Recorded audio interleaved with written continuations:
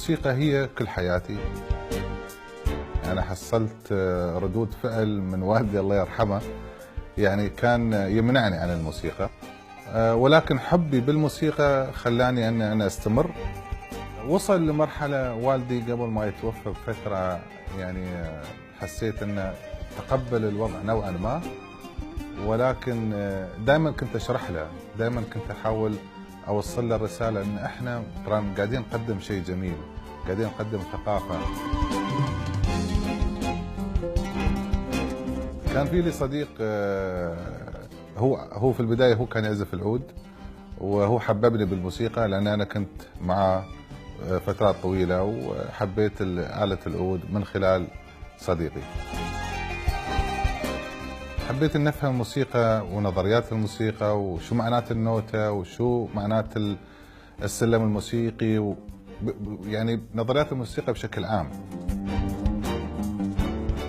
طبعا آلة العود كان لها شعبية معينة في آنذاك، يعني دولة الإمارات، وما زالت لها الشعبية.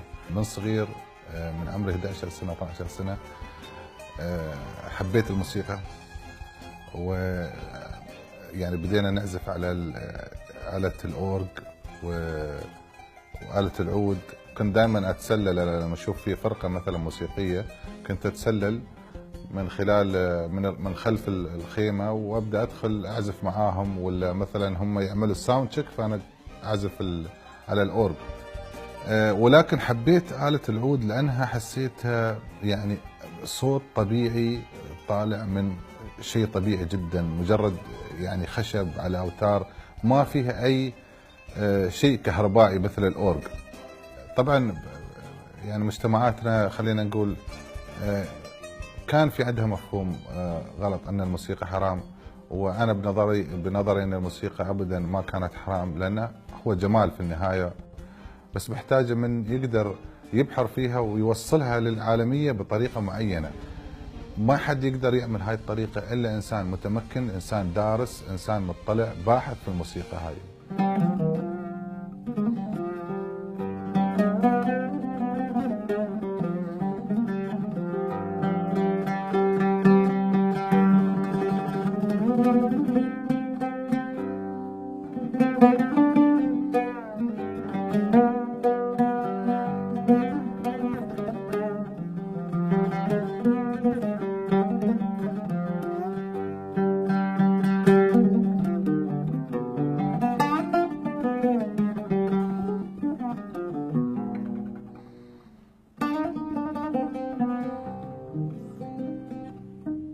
من خلال الموسيقى ممكن أعطي، من خلال الموسيقى ممكن أخلي الناس تحب، من خلال الموسيقى ممكن أروي قصة، من خلال الموسيقى ممكن